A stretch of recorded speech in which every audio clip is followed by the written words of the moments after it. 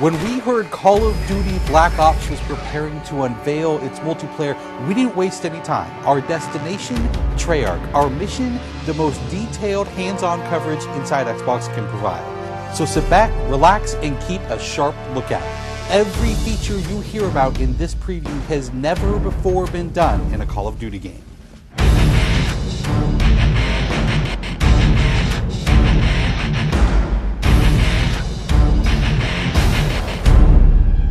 We begin where the multiplayer trailer for Black Ops left off, with theater mode.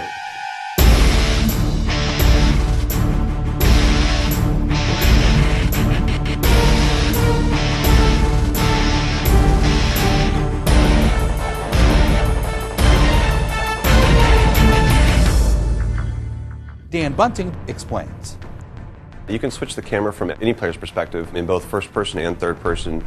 You can detach the camera and go into free cam mode, which allows you to fly anywhere on the map, basically. It's really interesting when you pause the game and go into free cam, you just see all the particle effects just in their full glory, just frozen in time, and it makes some really awesome footage. We really want to give players the tools to be creative, make their own machinima, make their own highlight reels. Maybe they're really competitive clans that want to just capture the films from their matches and then go back and analyze what the other team did or whatever. Also brand new to Call of Duty is Black Ops' new currency system. We put the currency system into Black Ops multiplayer principally because we felt like it'd be a very interesting way to engage with all the unlocks that you've been getting.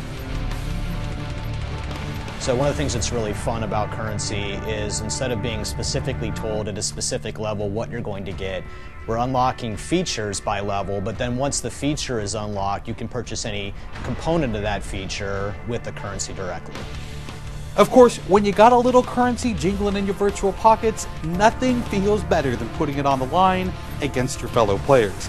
Say hello, everyone, to wager matches. When we were developing the wager match game modes, we went through a whole bunch of ideas to find the 4 that we were going to use to ship inside the game.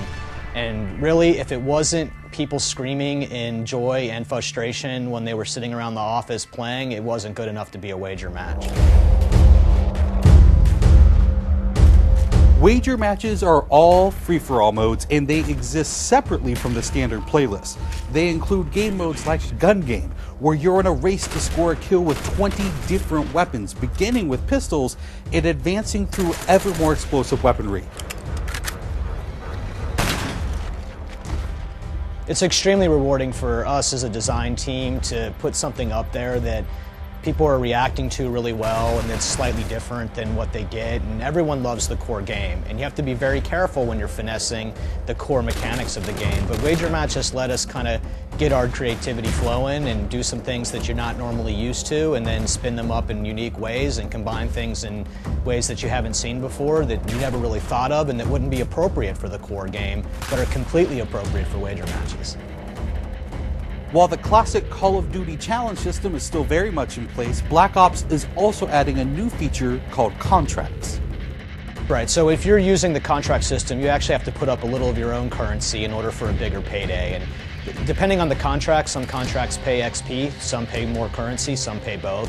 But they're all time limited, and it's game time limited, so you have to go to work to accomplish that contract within the time period in order to get paid.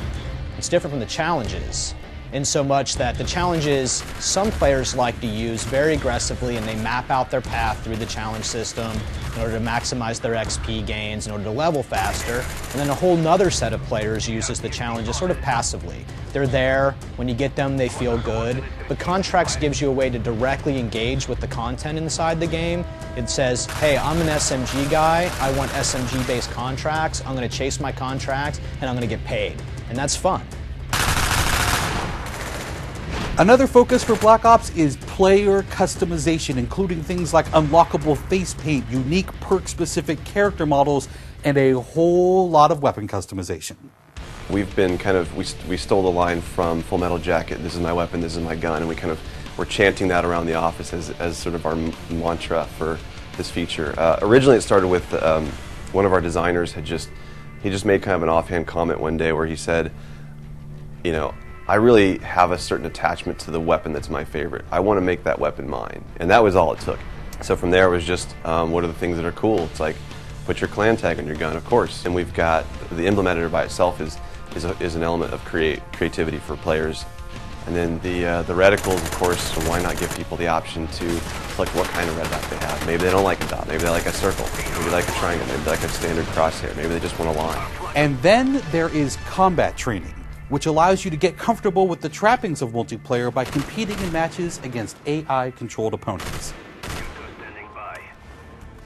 You know, it's our hope that combat training can convert people who are largely single-player gamers who might have, dabbled around in multiplayer but never made that leap to playing online, and give them kind of this experience where they can get familiar with the mechanics and features and systems that multiplayer has, but they can do so at their own pace, they can do so without someone screaming in their ear what a noob they are, and practice up and then join the competitive fold.